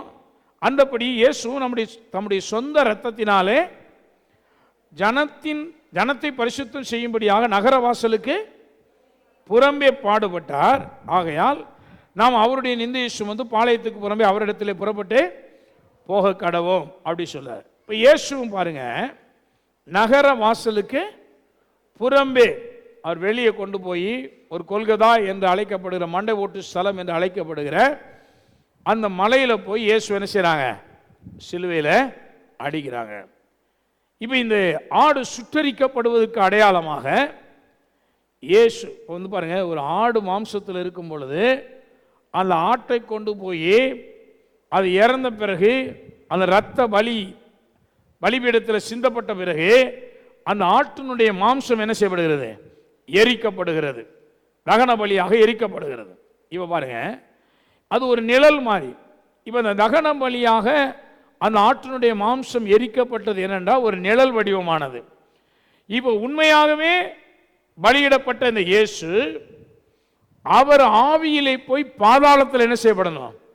தகனிக்கப்படுவதற்கு ஒப்பாக, அக்கினிக்கு உட்படுத்தப்படுவதற்கு ஒப்பாக அவர் பாதாளத்திலே போய் என்ன செய்யணும்? வேதனையை அனுபவிக்கணும். ஏன்னா எந்த மனுஷனும் அந்த பாவியாக இருந்தால் அவன் பாதாளத்தில் போய் என்ன செய்யணும்? அவன் வேதனையை அனுபவிக்கணும் இல்லையா? அப்போ அதற்கு அடையாளமாக தான் ஒரு அக்கினிக்கு உட்படுத்தப்படுதல். இந்த பலி அக்கினிக்கு உட்படுத்தப்படுகிறது. இப்போ இயேசு பலியாக மரிக்கும் பொழுது அவருடைய சரீரம் கல்லறையில் கொண்டு போய் வச்சிடறாங்க. ஆனால் அவர் ஆவியில் என்ன செய்றாரு? பாதாள பரியந்தம் போறாரு. பாதாளத்தில் போய் அங்க அவருடைய ஆவியிலே அவர் 3 நாளாகவும் வேதனைப்படுகிறதை பார்க்கிறோம். இப்போ அப்போஸ்தலர் நடவடிக்கைகளில் 2ஆம் அதிகாரத்தில் 27 வசனத்தில் ஒரு சங்கீதத்தில் உள்ள வார்த்தையை அப்படியே பெயர்த்தெடுத்து எழுதி சொல்லுகிறார். என் ஆத்துமாவை பாதாளத்திலே விடி, உம்முடைய பரிசுத்தருடைய அழிவை காண ஒட்டீர். பாருங்க, என்னுடைய ஆத்துமாவை நீங்க பாதாளத்தில் என்ன செய்ய மாட்டீங்க, கைவிட மாட்டீங்க அப்படின்னு சொல்லி சங்கீதக்காரன் சொன்னதாக இங்கே பாருங்க அப்போஸ்தலர் நடவடிக்கைகளில் அதை பெயர்த்து எழுதி சொல்றாங்க. ஏனென்றால் இயேசுவினுடைய ஆத்துமா இப்போ பாதாளத்தில் போய் என்ன செய்யப்படுது, வைக்கப்பட போகிறது. பாதாளத்தில் போய் அவர் என்ன செய்ய போறாரு, வேதனையை அனுபவிக்க போறாரு. அப்போ அந்த பாதாளத்திலேயே தேவன் அவரை கைவிட்டு விடுவாரா அப்படின்னு கேட்டா, பாதாளத்தில் கைவிட மாட்டாரு. என்னுடைய ஆத்துமாவை பாதாளத்திலே விடீர், பாதாளத்தில் அப்படியே கைவிட்ட மாட்டீங்க, உம்முடைய பரிசுத்தருடைய அழிவை காண ஒட்டீர். அப்படின்னா நிச்சயமா அப்படி விட்டுற மாட்டீங்க அப்படின்னு ஒரு நம்பிக்கையை வெளிப்படுத்துகிற வசனத்தை நாம் பார்க்கிறோம். ஆனால் இதில் ஒரு உண்மை என்னன்னா, இயேசு பாதாளத்தில் வைக்கப்பட்டார் என்பதை இந்த வசனம் வலியுறுத்தி சொல்லுகிறதை பார்க்கிறோம். நம்ம 1 பேதுருவில் 3:18 வாசம்னா, 1 பேதுரு புத்தகம் 3:18, ஏனெனில் கிறிஸ்துவும் நம்மை தேவனிடத்திலே சேர்க்கும்படி அநீதி உள்ளவர்களுக்கு பதிலாக நீதியுள்ளவராய் பாவங்கள் நிமித்தம் ஒரு தரம் பாடுபட்டார். அவர் மாம்சத்திலே கொலையுண்டு ஆவியிலே உயிர்ப்பிக்கப்பட்டார். இவர் 19 வசனம் பாருங்க, அதான் முக்கியம். அந்த ஆவியிலே அவர் போய் எங்க போய், பாதாளத்துக்கு போய் காவல் வீடு என்று அழைக்கப்படுகிற அந்த பாதாளத்தில் உள்ள ஆவிகளுக்கு நான் தான் ரட்சகர் என்பதை காண்பித்தார். பிரசங்கித்தார்னா அங்கே போய் பிரசங்கம் பண்ணி ஆத்மாதாயமெல்லாம் பண்ணிட்டு இருக்கல. இன்னைக்கு இங்கே பிரசங்கம் பண்றோம். எதுக்குன்னா நம்முடைய ஆத்மாவை ரட்சிக்கும்படியாக, விடுதலையாக்கும்படியாக கிருபையின் சத்தியங்களை பேசிட்டு இருக்கிறோம். அங்க போய் என்ன சொன்னார்னா, நோவா காலத்தில் நோவா நீதிமானாய் இருந்து பெருவெள்ளம் வரப்போது எச்சரித்த பொழுது, அவன் பேழையை உண்டாக்கின பொழுது எல்லா மனுஷனும் அதை பத்தி யாருமே கண்டுக்கல. இவன் பெரிய கதை விட்டுட்டு இருக்கிறான்னு சொல்லிட்டு அவன் பெருவெள்ளம் அவர்களை வாரிக்கொண்டு போறது வரைக்கும் அவங்க புசிக்கிறவர்களாக, குடிக்கிறவர்களாக, அவங்க இஷ்டப்படி வாழுகிற மனிதர்களாக இருந்தார்கள் என்று பார்க்கிறோம். இன்னைக்கும் கூட இந்த உலகத்தில் அவர்கள் வாரிக்கொண்டு போகிற நாள் வரைக்கும் இஷ்டப்படி வாழுகிற மனிதர்களாக அநேக மனிதர்கள் இந்த உலகத்தில் இருக்கிறதை பார்க்கிறோம். அப்படிப்பட்ட மனிதர்களுக்கு பாதாளத்தில் போய் இயேசு என்ன பண்றாருன்னா, ஏன்னா அந்த ஆவிகள் பூர்வத்திலே நோவா பேழை ஆயத்தம் பண்ண நாளிலே தேவன் நீடிய பொறுமையோடு காத்திருந்த பொழுது கீழ்ப்படியாமல் போனவைகள் அந்த பேழையில் சிலராகி 8 பேர் மாத்திரம் காக்கப்பட்டார்கள். அப்போ உலகம் முழுவதும் அழிவுக்கு உட்படுத்தப்பட்டுச்சு இல்லையா, 8 பேரை தவிர கோடிக்கணக்கான மனிதர்கள் பாதாளத்தில் கிடைக்கிறாங்க. இப்ப அந்த பாதாளத்தில் போய் நின்னுதான் இயேசு சொல்றாரு, உங்களை எல்லாம் ரட்சிக்கிறதுக்காக தான் அந்த காலத்தில் ஒரு பேழையை உண்டு பண்ண சொன்னேன். தேவன் ஒருவர் இருக்கிறார், நீங்க அந்த பேழையை பார்த்து பெருவெள்ள வரப்போகுது அழிய போறோன்னு பார்த்து மனம் திரும்பி இருந்தா, யோனா தீர்க்கதரிசியின் காலத்தில் மனம் திரும்பின பொழுது தேவன் கிருபை கொடுத்தது மாதிரி நோவா காலத்தில் நினைச்சிருப்பாரு, கிருபை கொடுத்திருப்பாரு. ஆனா நீங்க அந்த கிருபையை நம்பல. அந்த கிருபை நான் தான், கிருபாதார பலியாக மனுஷனுக்கு என்னையே ஒப்பு கொடுத்த கிருபாதார பலி நான் தான். உங்களுக்கு அன்னைக்கு அதை நிழலாட்டம் சொன்னோம், ஆனா உங்களுக்கு அது என்ன செய்யல, விளங்கல. உண்மையாகவே இன்றைக்கு நான் அந்த கிருபாதார பலியாக என்ன செய்யப்பட்டிருக்கிறேன், பலியிடப்பட்டு நகர வாசலுக்கு வெளியே சுட்டரிக்கப்பட வேண்டிய அந்த ஆட்டுக்குட்டியை போல பாதாளத்திலே வேதனைப்படும்படியா உங்களுக்காக என்ன செஞ்சிருக்கிறேன், நான் வந்திருக்கிறேன் அப்படின்னு சொல்லி காவலில் உள்ள அந்த ஆவிகளுக்கு போய் தேவன் என்ன செஞ்சாரு, சொன்னார், காண்பித்தார் என்று பார்க்கிறோம். இயேசுனுடைய கிருபையை புரிந்து கொள்ளாத மனிதர்கள் நரக பாதாளத்திலே அவர்கள் வேதனைப்படுகிறவர்களாக இருக்கிறார்கள். இங்கே விலங்கலைனா அங்க போனதுக்கு அப்புறம் சத்தியம் விளங்கும், அங்க போனதுக்கு அப்புறம் கிருபை யாருன்னு அவங்களுக்கு விளங்கும். ஏன்னா அங்க வந்துட்டோமே, அங்க போய் கண்ணை முடிச்சு பார்க்கும் போதுதான் ஐயோ அக்கினியும் புகைக்காடுமாய் இருக்கிற இந்த பாதாளத்திலேயே கொண்டு வந்து என்னை வச்சுட்டார் தேவன். அது வரைக்கும் அவனுக்கு தெரிய மாட்டேங்குது. ஒரு மனுஷன் வந்து பாருங்க, ரத்தாம்பரத்தை உடுத்தி சம்பூர்ணமாய் வாழ்ந்தான் போட்டிருக்கு. லாசரு அவன் வீட்டிலிருந்து வெளியே விழுகிற எச்சி இலையில் இருக்கிறத மிச்சத்தை எடுத்து சாப்பிட்டுட்டு இருந்தான்னு போட்டிருக்கு. இவன் கொடிய பருக்கள் வேற இருந்துச்சுன்னு போட்டிருக்கு லாசருக்கு. ஆனால் மரித்த பொழுது லாசரு தேவதூதர்களால் கொண்டு போய் ஆபிரகாமின் மடியில விடப்பட்டான். இந்த ஐஸ்வர்யவான் தேவனை மதித்து நடக்காதவனா இருந்தபடினால இவனை கொண்டு போய் பாதாளத்தில் போட்டாங்க. நிறைய பேருக்கு பாதாளத்தில் போறது வரைக்கும் கிருபைனா என்னன்னு தெரிய மாட்டேங்குது. சாகிற வரைக்கும் கிருபைனா என்னன்னு தெரிய மாட்டேங்குது. கிருபையை பற்றி சொல்லி கிருபைக்குள்ளே அடங்கி இருங்கள். நான் சொல்லுகிறேன், இயேசுவினுடைய ரத்தம் உங்கள் சரீரத்தில் பூசப்பட்டிருக்கிற வரைக்கும், அந்த ரத்தத்தோடு உங்களுக்கு ஐக்கியம் இருக்கிற வரைக்கும், இன்னொரு சொல்ல போனால் அந்த ரத்தத்தோடு நீங்கள் ஒன்றரை கலந்திருக்கிற வரைக்கும் உங்கள் சரீரத்தில், உங்கள் ஆவியில, உங்கள் ஆத்மாவிலே மரணம் என்பது இல்லை, அழிவு என்பது இல்லை, வியாதி என்பது இல்லை, குறைவுகள் என்பது இல்லை. அப்போ இப்ப நான் என்னுடைய சரீரம் நன்றாக இருக்கணும், என்னுடைய ஆவிக்குரிய வாழ்க்கை நன்றாக இருக்கணும், எனக்கும் தேவனுக்கும் தொடர்பு நன்றாக இருக்கணும்னா நான் இந்த கொஞ்சம் ரத்தத்தை கொஞ்சம் யோசிக்கணும். இயேசுனுடைய ரத்தத்தினால எனக்கு உண்டாயிருக்கிற கனெக்டிவிட்டி என்ன, தேவனுக்கு எனக்கு இடையில என்ன தொடர்பு இருக்கிறது, எப்படிப்பட்ட தொடர்பை உடையவனாக இருக்கிறேன், இந்த ரத்தம் எந்த தொடர்பு எனக்கு ஏற்படுத்தி கொடுக்குது. இந்த அறிவெல்லாம் ரொம்ப ரொம்ப ரொம்ப ரொம்ப முக்கியமானது, ரொம்ப முக்கியமானது. இந்த கனெக்ஷன்ஸ் வந்து ரொம்ப முக்கியமானது. எல்லாத்தையும் நான் திரும்ப திரும்ப பிரசங்கம் பண்ண முடியாது. ரத்தத்தினுடைய கனெக்ஷன்ஸ் வந்து ரொம்ப முக்கியமானது. ரத்த ஓட்டத்தை பற்றி நான் கவலை இல்லாட்டா கையை காலை இழக்க வேண்டியது வந்துடுது. இப்போ இருதயத்தில் ரத்தம் ஓட்டம் சரியில்லைன்னா நான் உடனே பார்க்கணும், இல்லாட்டி செத்தே போயிடுவேன் நான், இல்லையா? அப்போ மாம்சத்தின்படி அதில் கவனம் செலுத்துறோமே, ஆவியின்படியும் இயேசுவினுடைய ரத்தத்தை குறித்து நாம் கவனம் செலுத்துகிறவர்களாக இருக்க வேண்டும். சில மனிதர்கள் பாருங்க, கர்த்தருடைய பந்தியே எண்ணமற்று போயிட்டு சொல்றாங்களாம். பந்தியா தெரியாது, பந்தி தானே, எடுத்தானே எடுக்காட்டினா என்ன? ஏனென்றால் அவர்களுக்கு அந்த ரத்தத்தை பற்றிய எண்ணம் இல்லாமல் இருக்கிறது. இயேசு என்ன செய்யறான்னா, என் ரத்தத்தை நீ நினைத்து கொண்டே இரு, பரலோகத்தில் இருக்கிற பிதா இந்த ரத்தத்தை தான் பார்த்து கொண்டே இருக்கிறார்.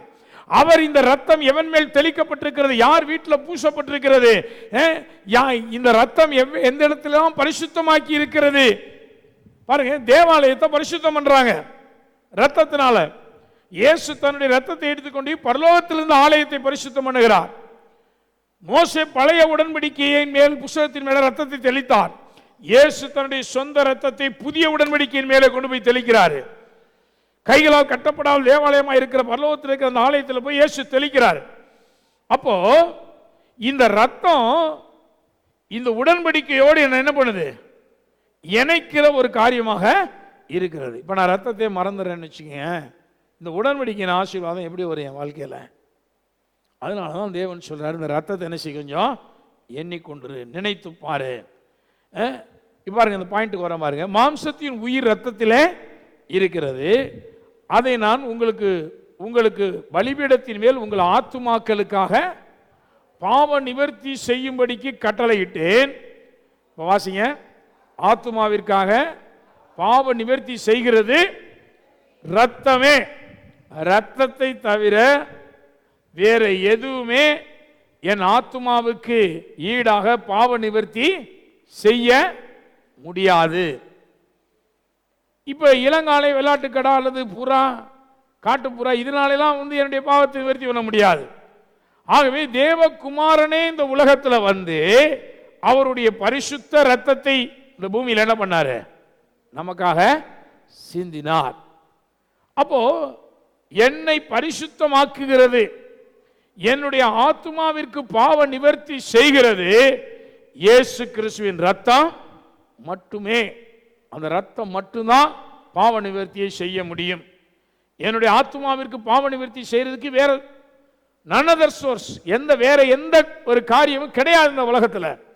ஒரே ஒரு சோர்ஸ், இயேசுவினுடைய ரத்தம் மட்டும்தான் அதை செய்ய முடியும். அதனாலதான் கொலோசியர்ல 1:14 சொல்லும் பொழுது, அவருக்குள், அதாவது குமாரனாகிய அவருக்குள் அவருடைய ரத்தத்தினாலே பாவ மன்னிப்பாகிய மீட்பு நமக்கு உண்டாயிருக்கிறது. கொலோசியர் 1:14 அது தெளிவாக சொல்லப்பட்டிருக்கிறது. குமாரனுக்குள், குமாரனாகிய இயேசுவுக்குள் அவருடைய ரத்தத்தினாலே பாவ மன்னிப்பாகிய மீட்பு உண்டாயிருக்கிறது. இப்போ இந்த ரத்தத்தை நான் பிலீவ் பண்ணும் பொழுது முதலாவதாக என்னுடைய பாவம் மன்னிக்கப்படுகிறது. எனக்காக இந்த ரத்தம் பாவ மன்னிப்புக்காக சிந்தப்பட்டிருக்கிறது என்பதை நான் விசுவாசிக்க வேண்டும். அப்படி விசுவாசிக்கும் பொழுது இந்த பாவ மன்னிப்பின் நிச்சயம் எனக்குள்ள உண்டாகிறது. ஏசாயா 1:18 ஏசாயாவின் புத்தகம் 1:18 வழக்காடுவோம் வாருங்கள் என்று கர்த்தர் சொல்லுகிறார். உங்கள் பாவங்கள் சிவேரென்று இருந்தாலும் உறைந்த மலையைப் போல வெண்மையாகவும் அவைகள் இரத்தாம்பர சிவப்பாய் இருந்தாலும் எப்படி மாறுமா? பஞ்சை போல மாறும். இரத்தாம்பர சிவப்பாய் இருந்தாலும். இப்போ என்னுடைய பாவம் எவ்வளவு பெருசுன்னு இல்லை. நிறைய நேரங்களில் பாருங்க, நான் பெரிய பாவி, என் பாவம் ரொம்ப அதிகமாக இருக்கு, செவேர்னு இருக்கு, அவ்வளோ பெரிய ரத்தம் சிந்தின பாவத்தையும் செஞ்சிருக்கிறேன், நான் ஒரு கொலை பாதகனா இருக்கிறேன், மனுஷனை திருடுகிறவனா இருக்கிறேன், மோசமானவனா இருக்கிறேன், என் பாவம் பெருசு அப்படின்னு சொல்லிக் கொள்கிற மனிதர்களுக்கு கூட தேவன் என்ன சொல்றாருன்னா, உன்னுடைய பாவம் சிவேர் என்று இருந்தாலும் அது உறைந்த மலையை போல் வெண்மையாக மாறும். பாருங்க, நம்ம பனி காலத்தில் மழையே தெரியாத அளவுக்கு அப்படியே பார்க்குறோம். இமயமலையெல்லாம் பார்த்தா எப்போவுமே அப்படி அந்த கல்லே தெரிய மாட்டேங்குது, மேலே அப்படியே பனி படர்ந்து வெளியேறுன்னு இருக்கு, எங்கே பார்த்தாலும் அப்படியே பியூர் ஒயிட்டு தான் கண்ணுக்கு தெரியுது. தேவன் சொல்றாரு, உன் பாவங்களை வெளியே தெரியாதபடி நான் அதை மூடி போடுவேன், உன்னை விட்டு அகற்றி போடுவேன், நீ எப்பொழுதுமே வெண்மையாகவே இருப்பாய். ஹல்லேலூயா. நம்ம பாவங்களை நினைச்சு வருந்த வேண்டியதில்லை. பாவம் பெருசு நினைச்சிட்டு இருக்க வேண்டியதில்லை. ஏன் நான் சொல்லுகிறேன், வழக்காடுவோம் வாருங்கிறாரு. ஏனென்றால் இந்த மனுவர்க்கத்தினுடைய பாவம் எவ்வளவு பெருசா இருந்தாலும் அதை மாற்றுகிறதற்கு தான் இயேசு சிலுவையில் என்ன செஞ்சாரு? மரித்தார். அது பாவம் எவ்வளவு பெருசுங்கிறது பெரிய காரியமே கிடையாது. எனக்கு உண்டாக்கப்பட்ட மீட்பு எவ்வளவு பெரியது அப்படி சொன்னா அது இமயமலை காட்டிலும் பெரியது. ஹல்லேலூயா. அங்கே அப்படியே ஸ்னோ விழுந்து கிடக்கு, அங்கே பாறையே கண்ணுக்கு நினைச்ச மாட்டேங்குது, தெரிய மாட்டேங்குது. அப்போ என் பாவம் யாரு கண்ணுக்கும் தெரியாது. நான் கல்வாரி அண்டையில் வரும் பொழுது அது வெண் பஞ்சை போல கர்த்தர் என்னை மாற்றி விடுகிறார். ஹல்லேலூயா. கரங்களை தட்டி தேவனை மகிமைப்படுத்தலாமா? நம்முடைய வாழ்க்கையில் இருந்த எல்லா பாவத்தையும் அவர் மூடி போட்டு கழுவி இன்னைக்கு நம்மை வெண் பஞ்சாக மாற்றி வைத்திருக்கிறார். யாரு கண்ணிலையும் நம்முடைய பாவம் படாதபடிக்கு வைத்திருக்கிறார். ஹல்லேலூயா. சில நேரங்கள் நம்ம பாவத்தை வெளியே சொன்னா கேட்கறதுக்கே அருவருப்பா இருக்கும். கேட்கிறவன் நிமிந்து கூட பார்க்க மாட்டான், குனிஞ்சிட்டே கேட்பான், அந்த அளவுக்கு மோசமா இருக்கும். அது ரொம்ப அருவருப்பானது. அதனால தான் பாவத்தை சொல்லுங்க, பாவத்தை அறிக்கையிடுங்கன்னு சொல்லி மைக்கெல்லாம் உங்களுக்கு நான் கொடுக்கறது கிடையாது. ஏன்னா நீங்கள் பாவத்தை அறிக்கையிட்டீங்கன்னா அதை கேட்கறதுக்கு நிமிந்து உங்களை பார்த்து என்ன செய்ய முடியாது, கேட்க முடியாது. மனுஷனுடைய பாவங்கள் அவ்வளவு மோசமானது. தேவன் பார்க்குறாரு, ஓ எல்லாத்தையும் மொத்தமாக என்ன செய்யறேன், நான் மூடி போடுறேன், அவ்வளோதான். அது வெளியே இனிமேல் தெரியாது. கிழக்குக்கு மேற்கு எவ்வளோ தூரமோ அவ்வளோ தூரமாக என்ன செஞ்சேன், உன் பாவங்களை ஒன்றை விட்டு விளக்கிறேன், முதுகுக்கு பின்னாடி நான் எரிஞ்சிடறேன், நானே நீ திரும்பி பார்க்க மாட்டேன், நீயும் பார்க்காத. இப்படியெல்லாம் பாவத்தை மன்னிக்கிற காரியத்தை குறித்து இந்த வேதம் ரொம்ப சொல்லுது. ரத்தாம்பர சிவப்பாக இருந்தாலும் அது உறைந்த மலையை போல, ரத்தாம்பர சிவப்பாக இருந்தாலும் பஞ்சை போல ஆகும். வெண்மையான ஒரு பஞ்சு மாதிரி உன் வாழ்க்கை என்ன செஞ்சிருவேன், நான் மாற்றிடுவேன். வா ஆர்குமெண்ட்டுக்கு வாங்குறாரு, வழக்காடுவோங்கிறாரு. உன்னை குற்றவாளின்னு யார் சொல்ல முடியும்? உனக்காக நான் வழக்காடுறேன், இவன் குற்றமே அற்றவன். எவ்வளோ நல்ல இயேசு நமக்காக பரிந்து பேசுகிற பரிசுத்த ஆவியான எவ்வளவு நல்லவர் பாருங்க. அவர் சொல்றார், உன்னை உலகம் குற்றவாளி சொல்லுதான், கொலகாரன் சொல்லுதான், உன்னை தகாதவன் சொல்லுதான், உன்னை தரித்திரன் சொல்லுதான். வா, யார் சொன்னா? வழக்காடுவோம், வா, உனக்காக நான் இருக்கிறேன். ஏன் உன் குற்றத்தை வெளியே காமிக்க முடியும்? நாம் அப்படியே மலையை மூடுகிறது போல வெண் பஞ்சை போல நான் என்ன செய்யற, மூடி போடுறேன், உறைந்த மலை மாதிரி மாத்துறேன். அவன் உன்கிட்ட ஒரு பாவத்தை என்ன செய்ய முடியாது, கண்டே பிடிக்க முடியாது. நான் சொல்லுகிறேன், நம்முடைய பாவங்கள் கண்டறியப்படாத அளவிற்கு தேவன் மூடுகிறவராக இருக்கிறார். அவ்வளோ பெரிய பரிசுத்தம். என் வாழ்க்கையில் பாவம் இருந்துச்சானா ஒன்ஸ் அப்பான் ஏ டைம் நிறைய பாவங்கள் இருந்தது. ஆனால் அந்த பாவமெல்லாம் உங்களுக்கு தெரியாது. ஏன்னா தேவன் அதை என்ன பண்ணிட்டாரு, வெண் பஞ்சை போல மாற்றிட்டாரு, உறைந்த மலையை போல என்ன பண்ணிட்டாரு, மூடிட்டாரு. இப்போ நீங்கள் என் வாழ்க்கையை எப்படி பார்ப்பீங்கன்னா, பாஸ்டர்னா பெரிய ஒரு ஹோலி மேன், ரொம்ப பரிசுத்தவான், ஒரு உயர்ந்த மனிதன், அப்படித்தானே பார்க்குறீங்க? இல்லை, ஒரு சில சந்தேகமாக இருக்கா? ஏன்னா என் பாவம் உங்களுக்கு என்ன செய்யாது. நான் பாவியான்னு கேட்டான் அப்போஸ்தலனாகிய பவுல் சொன்னது மாதிரி, பாவிகளிலே நான் பிரதான பாவி அப்படி பவுல் சொல்றாரு இல்லையா? அது மாதிரி எல்லாருடைய வாழ்க்கையிலும் பாவம் ஒளிஞ்சு கிடந்துச்சு ஒரு காலத்துல. ஆனா இப்ப அந்த பாவம் கண்ணுக்கு என்ன செய்யல, தெரியல. காரணம் இயேசு சொல்றாரு, உன்னை ஒருவனும் குற்றவாளி என்று சொல்ல முடியாத அளவுக்கு உனக்காக நானே வழக்காடுறேங்கிறார். பாருங்க, அதனாலதான் பரிசுத்த ஆவியானவரை குறித்து வந்து சொல்லும் பொழுது லாயர் என்று எழுதப்பட்டிருக்கு, அட்வொகேட். அவர் ஒரு வழக்கறிஞர், வழக்காடுகிறவர். அவர் உனக்காக ப்ளீடர், வழக்குகளை பிரதானமாக எடுத்து உரைப்பவர். இப்படி வாசகம் எல்லாம் பைபிளில் இருக்கு.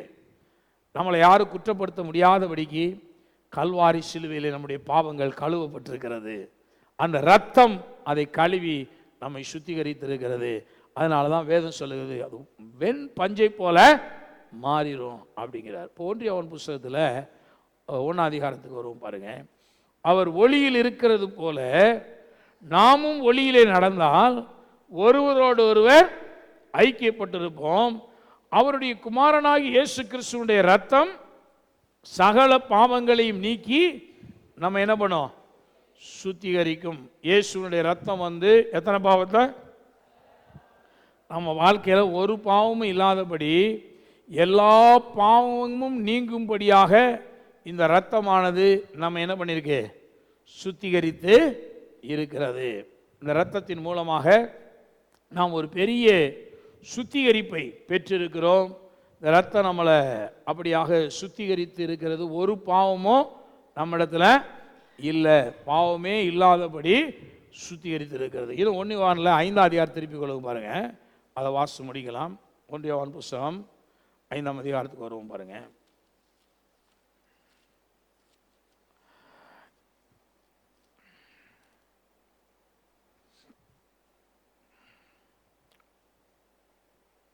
ஆறாவது வசனம், இயேசு கிறிஸ்துவாகிய இவரே ஜலத்தினாலும் இரத்தத்தினாலும் வந்தவர்.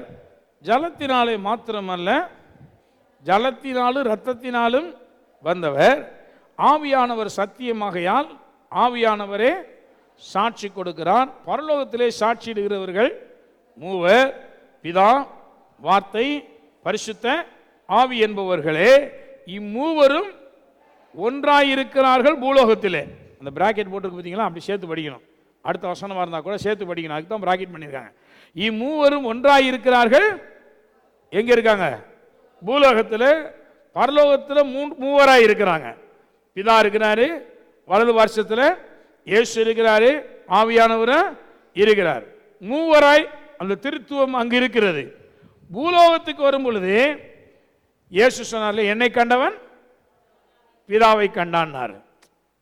பிதாவை எங்களுக்கு காண்பியும், அது போதுன்னு கேட்டான் பார்த்தீங்களா பிலிப்பு. அவ கேட்குறாரு, பிலிப்பே இவ்வளோ காலம் என்னோடு இருந்து நீ பிதாவை அறியலையா, என்னை கண்டவன். அப்போ என்னன்னா, பூலோகத்தில் வரும் பொழுது இயேசு தனிமையாக இல்லை, அவர் பிதாவாகவும் குமாரனாகவும் ஆவியானவராகவும் இருந்தார். பூலோகத்தில் அந்த ட்ரினிட்டியும் ஒன்றா இருக்கு, திருத்துவம். அந்த மூவரும் ஒன்றாய் இருக்கிறார்கள் பூலோகத்தில். அதுதான் இந்த வேதவசனம் சொல்லுது. அப்புறம் பாருங்க, இப்போ வாசிங்க 8ஆம் வசனத்தை தனியாக வாசிங்க. பூலோகத்திலே சாட்சி இடுகிறவைகள் 3. பாருங்க, மூவரை பற்றியும் சொல்லுகிறது, 3 விதமான சாட்சிகளை பற்றியும் இந்த வேதம் சொல்லுது. பூலோகத்திலே சாட்சி இடுகிறவைகள் 3. அது என்னது? ஆவி, ஜலம், இரத்தம் என்பவைகளே. இம்மூன்றும் ஒருமைப்பட்டிருக்கிறது. இந்த வசனத்தை கொஞ்சம் விளங்குறது கொஞ்சம் கஷ்டம். இந்த வசனத்தை கொஞ்சம் நல்லா படிக்கணும், புரிஞ்சுக்கணும். இப்போ பூலோகத்திலே 3 சாட்சிகள். 3 என்னது? ஆவி, ஜலம், இரத்தம். இப்போ இயேசு குறித்து முன்னாடி சொல்லும்போது யோவா சொல்ல, இவரே ஜலத்தினாலும் இரத்தத்தினாலும் வந்தவர். இவரே ஜலத்தினாலும் இரத்தத்தினாலும் வந்தவர். அப்போனா அந்த ஜலமும் இரத்தமும் என்னது? ஒரு இயேசுவை குறிக்கக்கூடிய காரியம்தான். அவர் ஜலத்தினாலும் இரத்தத்தினாலும் வந்தவர் என்றால், அவர் இந்த உலகத்தில் வந்து ஞானஸ்தானம் பெற்று கரையேறின பொழுது இந்த உலகத்திலே இவர் என்னுடைய நேசகுமாரன், இவரில் பிரியமாய் இருக்கிறேன் என்று பரலோகத்திலிருந்து ஒரு சத்தம் உண்டானது. அப்ப அந்த ஜலம் என்பது ஒன் ஆஃப் த விட்னஸ். இவர் தான் தேவனுடைய குமாரன், இவர் ஜலத்திலிருந்து வந்தார், ஞானஸ்நானம் பெற்று கரையேறினார். அப்போ அதனாலதான் அவர் ஜலத்திலிருந்து வந்தவர்.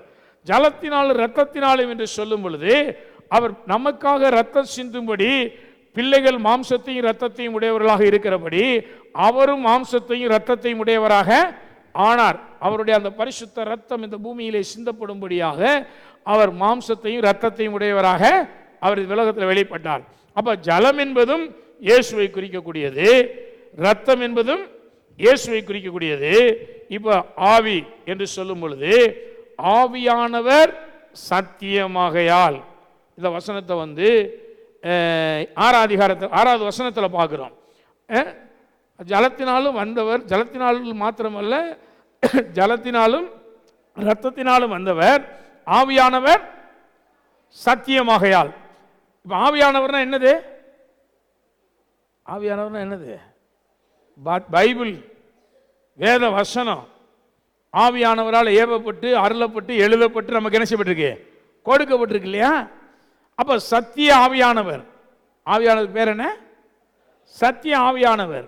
அப்ப பூலோகத்தில் என்ன சாட்சி கொடுக்குதுன்னா, இந்த ஆவியானவர் சத்தியமாகையால் சொல்லும் பொழுது இந்த சத்தியம், அதாவது வார்த்தை, வார்த்தைனா இன்னும் கொஞ்சம் போனோம்னா வார்த்தைனா யாரு? இயேசு தான் வார்த்தை.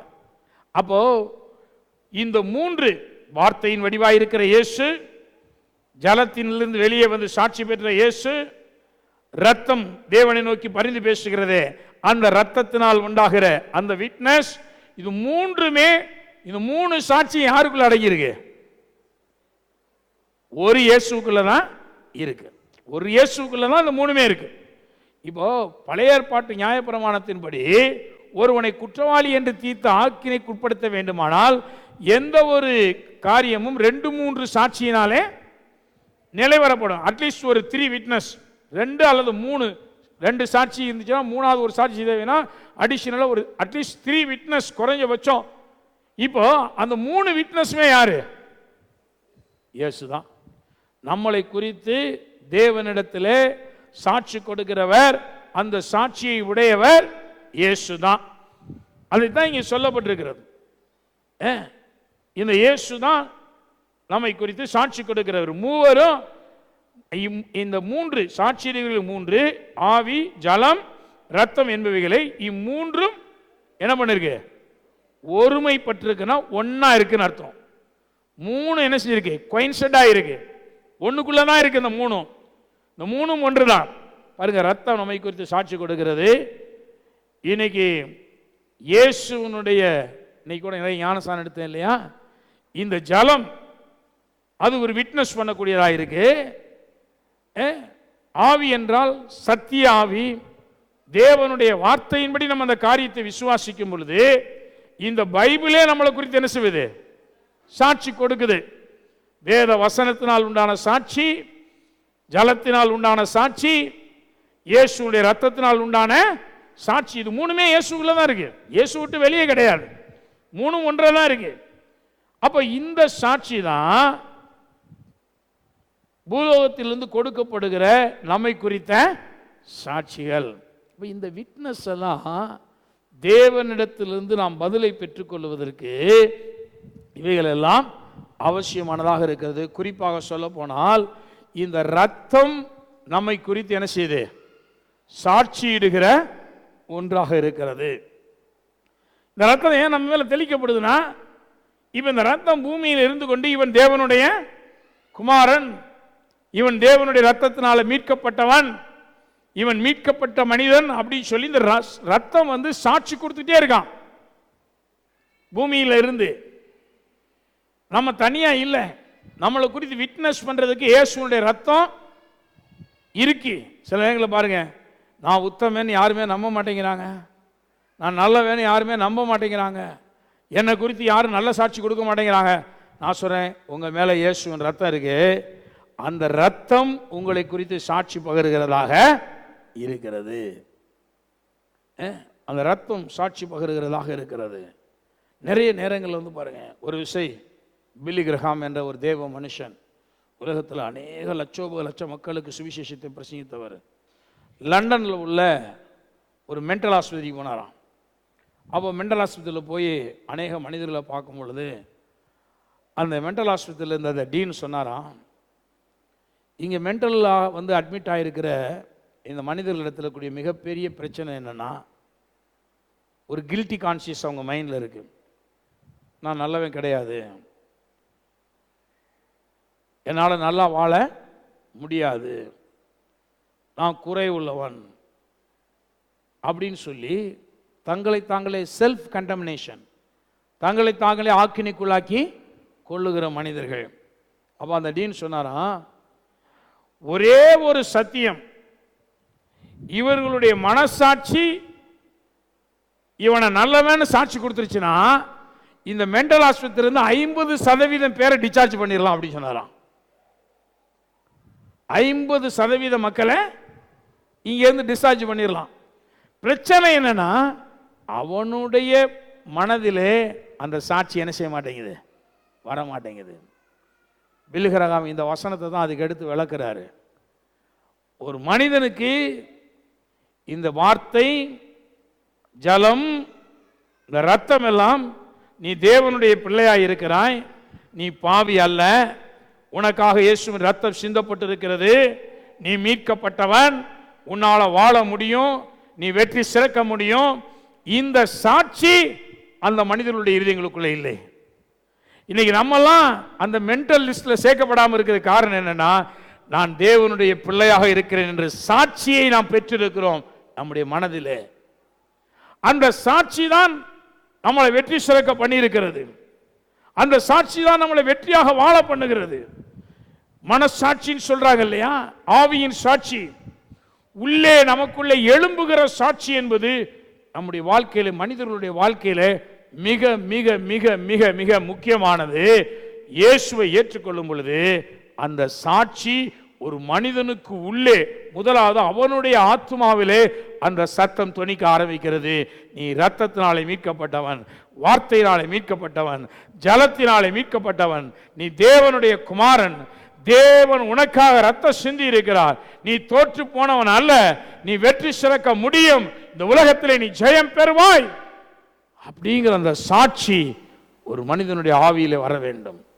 அது இன்னைக்கு மென்டல் ஆஸ்பத்திரி நடத்துகிற அந்த பெரிய பெரிய ஆட்கள் சொல்றாங்க, இந்த சாட்சி இல்லாதபடியினாலே, இந்த சாட்சி இல்லாதபடினால அவங்க அப்படியே டவுன்வர்டில் போயிட்டே இருக்காங்க, டவுன்வர்டில் போயிட்டே இருக்காங்க. நான் 2 நாளைக்கு முன்னாடி கூட தஞ்சாவூரில் போய் ஒரு இடத்துல பிரசவம் பண்ண போயிருந்தேன். அங்கே ஒரு பாப்பாவை பார்த்தேன். அந்த பிள்ளையினுடைய காரியங்கள் எல்லாம் விசாரிச்சுட்டே இருந்தேன். அந்த பிள்ளை அப்படியே நடுக்கத்தில் இருக்குது, குழந்தையை கூட சரியாக கவனிக்க முடியல, எழுந்து நிற்க முடியல, அப்படியே கை கால் ஆடுது. சொன்னேன், உனக்கு பிறவியிலேருந்து ஏதாவது பிரச்சனை இருந்துச்சா? இல்லை. அவள் எப்போ பிரச்சனை வந்துச்சு? எப்போ இடையில அப்படியே வந்துருச்சு, அவ்வளோதான். கல்யாணம் ஆகி குழந்தைலாம் பிறந்ததுக்கப்புறம் வந்துருச்சு. நான் டீப்பாக அப்படியே அனலைஸ் பண்ணிட்டே இருந்தேன். அவனுடைய வாழ்க்கையினுடைய எப்போ இருந்து இந்த டிஸ்டர்பன்ஸ் எல்லாம் உனக்கு எப்படி எப்படி வருது, என்னெல்லாம் பண்ணுறது அப்படிங்கிறதான் கேட்டுக்கிட்டே வரும்போது 10ஆம் கிளாஸ் படிக்கிற காலத்துலேருந்தே ஒரு பயத்தின் ஆவிக்கு இடம் கொடுத்துருச்சு.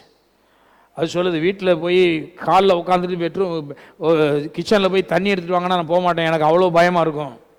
வீட்டுக்குள்ளே ஒரு ரூமில் ஆள் இருக்கிற இடத்துல தான் இருப்பேன், ஆள் இல்லாத இடத்துல என்ன செய்ய மாட்டேன், இருக்க மாட்டேன் அப்படி சொல்லுது. இத்தனைக்கு பாருங்கள், பேசிக்காக வந்து சின்ன வயசில் கிறிஸ்தவ பின்னணியிலேருந்து வர்றாங்க, அப்படியே ரசிக்கப்பட்டுறாங்க, ஸ்கூல் கோயிங் லைஃப்பில் கொஞ்சம் இயேசுவை தெரியுது.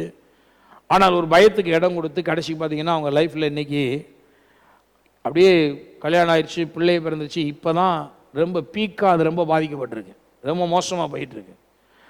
நான் மக்கள் என்ன செய்கிறாங்க, கூட இருக்கவங்கெல்லாம் இந்த பிள்ளை ரொம்ப அராஜகம் பண்ணுறா, பிடிவாதக்காரியாக இருக்கா, இந்த பிள்ளை அப்படி பண்ணுறா இப்படி பண்ணுறா, அந்த பிள்ளை மேலே ஏகப்பட்ட குற்றச்சாட்டு, குடும்பத்தில் நிறைய பேர் பேசுகிறதே இல்லை அந்த பிள்ளைகிட்ட. அப்போ நான் மணிக்கணக்காக உட்காந்து டே டைமில் வர சொல்லி அந்த பிள்ளையினுடைய காரியங்கள் எல்லாவற்றையும் விசாரிக்கும் பொழுது எனக்கு ஒன்று தான் விளங்குது. என்னன்னா, இன்றைக்கி அந்த பிள்ளையினுடைய மனதில் தான் நன்றாக இருக்கிறேன், என்னால் எல்லாவற்றையும் செய்ய முடியும், நான் வெற்றி பெற்றவள் அப்படிங்கிற அந்த வெளிச்சமே இல்லாத நிலையில் அந்த மனதின் சாட்சி அவர்களுக்கு இல்லாமல் தடுமாறுகிறது. இப்போ அவங்க என்ன பண்ணுறாங்கன்னா, உடனே அவங்க என்னை எங்கள் வீட்டில் யாரும் ரெகனைஸ் பண்ண மாட்டேங்கிறாங்க, என்னால் முடியும்னு நம்ப மாட்டேங்கிறாங்க, என்னைய பார்த்தா எப்போ பார்த்தாலும் பரிதாபம் தான் படுறாங்களே தவிர அல்லது கோபப்படுறாங்களே தவிர என்னை நம்ப மாட்டேங்கிறாங்க, நாளை செய்ய முடியும்னு யாரும் என்னை அப்ரிஷியேட் பண்ண மாட்டேங்கிறாங்க. இப்போ என்னன்னா, அந்த பெண்ணுடைய மனதில் அந்த செல்ஃப் கான்ஃபிடன்ஸ் இல்லாததுனால அந்த பெண் என்ன பண்ணதுன்னா, யாராவது தன்னை அங்கீகரிப்பாங்களா, நான் என்னை வந்து ஏற்றுக்கொள்ளுவாங்களா, நான் சரியானவள் என்று சொல்லுவார்களா, இதைத்தான் எதிர்பார்க்குது. இந்த நிலைமை அப்படியே போனால் அது பிரெயின் பாதிக்கப்படுறதுனால நரம்பு மண்டலங்கள் எல்லாம் அப்படியே தளர்வடைய ஆரம்பிக்குது, நடுங்க ஆரம்பிக்குது. அதால் எதுவுமே செய்ய முடியாத நிலைக்கு தள்ளிக்கொண்டே போகப்படுகிறது. நான் பக்கத்தில் இருக்கவங்களாம் கூப்பிட்டு சொந்தக்காரங்கள்லாம் எப்போ அந்த பிள்ளையை கண்டம் பண்ணாதீங்க அப்படின்னு சொன்னால், பாஸ்டர் உங்களுக்கு தெரியாது அவள் என்ன அராஜகம் பண்ணுவான்னு, அதை பண்ணுவான் இதை பண்ணுவான்னு குற்றம் தான் சுமத்துறாங்க. நான் சொல்கிறேன், இன்றைக்கே அது உங்களுக்கு பாரமாக இருக்குது, இன்னும் கொஞ்ச நாள் குற்றம் சுமத்திக்கிட்டீங்கன்னா நீங்கள் சுமக்க வேண்டிய நிலை என்ன செஞ்சிடும், உங்களுக்கு வந்துடும். இப்போ நீங்களாம் சேர்ந்து அந்த பெண்ணை மென்டல்னு சொல்கிறீங்க, இப்போ மென்டல் யாருன்னு பார்த்தா என்னுடைய பார்வையில் நீங்கள் தானே. அவங்களுக்கு என் மேலே கோவம் வந்தாலும் பரவாயில்லைன்னு அப்படி பேசினேன், அவங்க பிரதரை கூப்பிட்டு பேசினேன். இப்போ மென்டல் யாருன்னு கேட்டால் அந்த பொண்ணு மென்டல் கிடையாது, நீங்கள் தான் மென்டல். ஏனென்றால் ஒரு இயலாமையில் இருக்கிற ஒரு மனுஷியை நீங்கள் சரியாக என்ன செய்ய முடியல, புரிந்து கொள்ள முடியலை. இப்போ அந்த பெண்ணுக்கு மட்டும் இந்த வேதம் சொல்கிற மாதிரி ஆவி ஜலம் ரத்தத்தினால் உண்டான அந்த இன்வர்ட் விட்னஸ் அது மைண்டில் துணிக்க ஆரம்பிச்சிச்சுன்னா பிசாசுடைய ஆவிகளை குறித்து பயம் வராது, உலகத்தை குறித்து பயம் வராது, தைரியமாக எல்லாவற்றையும் நடப்பிக்கிற ஒரு பெண்ணாக, ஒரு சிங்க பெண்மணியாக அவன் என்ன செஞ்சிருவான், எழும்பிடுவான். அதை அப்படி கொண்டு வர்றதுக்கு தான் நான் ஆலோசனை சொல்கிறேன். சிலங்களை பாருங்க, நம்ம சொல்ல வர்ற ஆலோசனையே மனிதர்களுக்கு விளங்க மாட்டேங்குது. இவன் மண்டைக்குள்ளெல்லாம் வேற எதை ஏற்றி வச்சுக்கிறான், பிரச்சனையே வேற நினைக்கிறான். இல்லைங்க, அதான் பில்லி கிரஹாம் சொல்றாரு, மென்டல் ஆஸ்பத்திரியில் கிடக்கிற 50% பேருக்கு அவங்களுடைய உள்ளார்ந்த மனிதனிலே அவர்கள் எப்படிப்பட்ட மீட்பை பெற்றவர்கள் யார் என்ற விட்னஸ் கிடைச்சிருச்சுன்னா அநேக மனிதர்கள் வெளியே போயிடுவாங்க. தன்னம்பிக்கை இல்லாம தான் மனக்குழப்பத்தில் போய் மென்டல் ஆஸ்பத்திரியில் கிடக்கிறாங்க. நான் அந்த மென்டல்ஸை டீல் பண்ணும்போது தான் அதான் சொல்லுவேன், அவங்க நான் அவநம்பிக்கையோடு வருவாங்க. நான் சொல்லுவேன், நீங்கள் நல்லா இருக்கீங்களே அப்படின்னு. அவங்களுக்கே தான் நல்லா இருக்குங்கிறது என்ன செய்ய முடியாது, ஏற்றுக்கொள்ள முடியாது. உலகமெல்லாம் நீ நல்லா இல்லை, நீ செய்கிறது தப்பா செய்கிற, நீ மோசமானவன், இப்படியே சொல்லிட்டு இருக்கு. முதல் நம்பிக்கையை அவனுக்கு நம்ம ஊட்ட வேண்டி இருக்கிறது, நீ நன்றாக இருக்கிறாய், கிறிஸ்துக்குள்ளாக நீ நல்லவனாக இருக்கிறாய். இது இந்த நம்பிக்கையை சொல்லி நான் சில மென்டலை வந்து வெளியே கொண்டு வந்திருக்கிறேன். அவங்களாம் இன்னைக்கு மனிதர்களாக வாழ்ந்துட்டு இருக்கிறாங்க. ஏனென்றால் இப்போ அவங்க ஆத்மாவில் ஒரு நம்பிக்கை துணிக்க ஆரம்பித்து விட்டது. நான் சொல்லுகிறேன், அருமையான தேவனுடைய பிள்ளைகளை, இந்த உலகத்தில் இந்த சாட்சி என்பது ரொம்ப முக்கியமான. இந்த புனித வெள்ளி நாட்களில் உங்களுடைய ஆவியின் சாட்சி, ஞானஸ்தானத்தை குறித்து சொல்லும் பொழுது கூட நான் பிரசங்கம் பண்ணேன். அப்போ மனசாட்சியின் உடன்படிக்கை என்று வேதம் சொல்லுகிறது. ஞானஸ்தானத்தை மனசாட்சியின் உடன்படிக்கைன்னா, இப்போ மனதுக்குள்ளே ஒரு சாட்சி என்ன செய்யுது வருது. இப்போ உனக்கும் தேவனுக்கு இடையில் ஒரு லிங்க் வந்துருச்சு. நீ வார்த்தையின்படி நடக்கிறவன், ரத்தம் தெளிக்கப்பட்டவன், மரணத்துக்குள் பிரவேசித்து உயிர் தெழுந்தவன். இந்த சாட்சி என்ன செய்யுது, எங்கே வருது, மனதிலே வருகிறது. இதுதான் வெற்றி. உலகத்தில் இயேசு மரித்து அவர் அடக்கம் பண்ணப்பட்டு உயிரோடு எழுந்துட்டாரு. ஆனால் இந்த சரித்திரம் மட்டும் தெரிஞ்சால் வெற்றி கிடையாது. உங்களுடைய வெற்றி என்பது உங்களுடைய பர்சனல் லைஃப்பில் மனதிலே உண்டாகிற சாட்சியிலே இருக்கிறது. மனசாட்சி தான் மென்டல் ஆஸ்பத்திரியெல்லாம் கிளியர் பண்ண போகுது. மென்டல்ஸை டீல் பண்ணும் பொழுது நான் அப்படி தான் டீல் பண்ணுறேன். குறை உள்ளவங்களை டீல் பண்ணும்போது அப்படி தான். என்னையவே சில புரிஞ்சுக்கொள்ள மாட்டாங்க. ஏன்னா அவங்க நான் எந்த கோணத்தில் அவங்களை அப்ரோச் பண்ணுறேன்னு அவங்களுக்கு வழங்க மாட்டேங்குது. நல்லா இருக்கிறோன்னு சொல்கிறவங்களுக்கு நான் சொல்லுகிறேன், அவங்க மனதை பலப்படுத்த வேண்டியது அவசியமான ஒன்றாக இருக்கிறது. மனது பலப்படணும். அதுக்கு இந்த ஆவியின் சாட்சி உருவாகணும். ஆவியின் சாட்சி உருவாகணும்னா நாம் இந்த உபதேசத்தின் மூலமாக அந்த பலனை அவருடைய ஆவியிலே கொடுக்க முடியும். நான் டீச் பண்ணுற ஒவ்வொரு வரிகளும் ஒவ்வொரு வேத வசனமும் ஒரு பெரிய தெய்வீக பலனை சுமந்து வருகிறது என்று நான் விசுவாசிக்கிறேன். அப்போ நான் இதை டீச் பண்ணும் பொழுது இந்த உபதேசத்தின் மூலமாக அவங்களுக்கு ஒரு மென்டல் ஸ்ட்ரென்த் வரும். அப்புறம் அவங்க என்ன பண்ணுவாங்கன்னா, இந்த இன்வர்ட் விட்னஸ் அவங்களுடைய மனதில் கேட்க ஆரம்பிப்பாங்க. பிரச்சனை ஓவர் ஆயிரும். அவ்வளோதான். இதைத்தான் நாம் பார்க்குறோம். இந்த புத்தி சுயாதீனம் அல்லாமல் மனிதர்களுக்கெல்லாம் இதைத்தான் நம்ம காண்பிக்க வேண்டி இருக்கிறது. அவங்களால முடியாது சொல்லிட்டு இருக்கிறதால அவங்களுடைய மனதை மறுரூபம் மாற்றுகிறது தேவனுடைய வார்த்தை. அவங்களுடைய மனதில் இந்த சாட்சி வர வேண்டும். இயலாதவர்கள் அல்ல, முடியும். இந்த சாட்சி ஆவி, ஜலம், ரத்தம் என்ற இந்த மூவரும் ஒன்றாயிருக்கிற கிறிஸ்துவுக்குள் அடங்கி இருக்கிற இந்த சாட்சி எழும்பும் பொழுது அவர்கள் விடுதலை அடைந்து விடுவார்கள். ஆகவே இந்த புனித வெள்ளி நாட்களில் இந்த சாட்சியை நாம் உடையவர்களாக வாழும்படி இயேசு இந்த உலகத்தில் வந்து மரித்தார். அவர் ரத்தம் சிந்தினது மாத்திரமல்ல, அந்த ரத்தத்தை நம்மேல் தெளித்தார். ஒரு பிரதான ஆசாரியன் தாங்க அந்த பலியின் ரத்தத்தை எடுத்து ஜனத்தின் மேலே தண்ணீரோடு கலந்து என்ன செய்யணும், தெளிக்கணும். ஆசரிப்பு கூடாரத்துக்குள் உள்ளே போய் திரைச்சீலைக்குள்ளே போய் கிருபாசனத்தின் மேலேயும் தெளிக்கணும். கிருபாசனத்தின் மேலேனா அது தேவனுடைய சிங்காசனம் இருக்கிற இடம், தேவன் மேலேயும் தெளிக்கணும், கிருபாசனத்துக்கு முன்னாடியும் தெளிக்கணும், ஆசரிப்பு கூடாரம் முழுவதிலையும் தெளிக்கணும். இப்போ இயேசு என்ன பண்ணுறாருன்னா, அவரே பலி, அவரே பிரதான ஆசாரியர், அவரே அவருடைய ரத்தத்தை எடுத்துக்கொண்டு போய் பரலோகத்தில் இருக்கக்கூடிய புதிய உடன்படிக்கையின் புஸ்தகத்தின் மேலையும் தேவன் மேலையும் அந்த கிருபாசனத்தின் அண்டையிலையும் பரலோகத்திலிருந்த தேவாலயத்திலையும் தெளித்தது மாத்திரமல்ல, என் மேலும் உங்கள் மேலும் தெளித்திருக்கிறார். இந்த கனெக்ஷனை ஏற்படுத்துகிறார். இந்த ரத்தத்தை இந்த மனுஷன் மேலே தெளிச்சுட்டு, முதல்ல நம்ம மேலே தான் தெளிக்கிறார். முதல்ல இந்த மனுஷன் மேலே தெளிச்சுட்டு இந்த லிங்கை போடுறார். அப்படி பரலோகத்தின் தேவன் மேலே, கிருபாசன தண்டையில், அப்புறம் தேவாலயம் முழுவதும் இந்த பரிசுத்த பலியின் ரத்தமானது பாவ நிவர்த்திக்காக சிந்தப்படுது. ஏன் தேவாலயத்தின் மேலே தெளிக்கணுமா அப்படின்னு கேட்டால், வேதம் சொல்லுகிறது மனுஷன்லாம் பாவிகள். பார்த்தீங்களா, இந்த பாவியெல்லாம் சூழ்ந்திருக்கிற இந்த இடத்துல இந்த ஆசரிப்பு கூடாரம் இருக்கிறதுனால பாவங்களுக்கு மத்தியில் இந்த தேவாலயம் நிலை நிற்குதான். அப்போ அதனால இதுக்கும் ஒரு சாங்டிஃபைட் பண்ண வேண்டியிருக்கிறது. Sanctification must. அதனால தான் தேவாலயத்தில் அந்த ஆசரிப்பு கூடாரத்தில் அந்த ரத்தம் என்ன செய்யப்படுது, தெளிக்கப்படுகிறது என்று வேதம் சொல்லுகிறது. பாவிகளின் மத்தியிலே இந்த ஆசரிப்பு கூடாரம் இருக்கிறபடினால இதுக்கு மேலேயும் தெளி அப்படின்னு சொல்லி மோசேயின் இடத்துல கர்த்தர் இந்த கற்பனையை கொடுக்கிறார். இயேசு இப்படிலாம், இயேசுடைய ரத்தம் இப்படியெல்லாம் எல்லார் மேலே என்ன செய்யப்பட்டிருக்கு, எல்லா இடங்களிலும் தெளிக்கப்பட்டிருக்கு. இந்த ரத்தம் பேசிக்கொண்டே இருக்கிறது, நலமான சாட்சியை கொடுக்குது. ஒன்று பூலோகத்திலிருந்து பரலோகத்தின் தேவனை நோக்கி சாட்சி கொடுக்குது, இன்னொன்று நம்முடைய ஆத்துமாவிலே மனதிலே இந்த ஒரு பலத்த சத்தத்தை நாம் கேட்டுக்கொண்டிருக்கிறோம். இந்த ரத்தம், ஆவி, ஜலம் இவைகள் நாம் தேவனுடைய பிள்ளைகளாக இருக்கிறோம் என்ற ஒரு பெரிய சாட்சியை கொடுத்து கொண்டே இருக்கிறது. ஹல்லேலூயா. சாட்சிக்காக நாம் எல்லாரும் எழுந்து நின்று கரங்களை தட்டி தேவனை ஸ்தோத்திரிப்போம். ஹல்லேலூயா, ஹல்லேலூயா, ஹல்லேலூயா, ஹல்லேலூயா, ஹல்லேலூயா, ஹல்லேலூயா, ஹல்லேலூயா, ஹல்லேலூயா, ஹல்லேலூயா, ஹல்லேலூயா. நல்லவரே, உமக்கு நன்றி செலுத்துகிறோம், நன்றி செலுத்துகிறோம், நன்றி செலுத்துகிறோம். தேவனால் உண்டாகிற இந்த சாட்சி மிக மிக மிக அவசியமானது.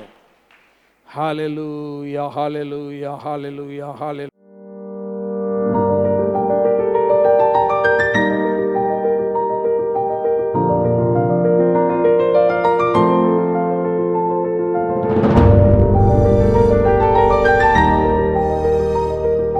you.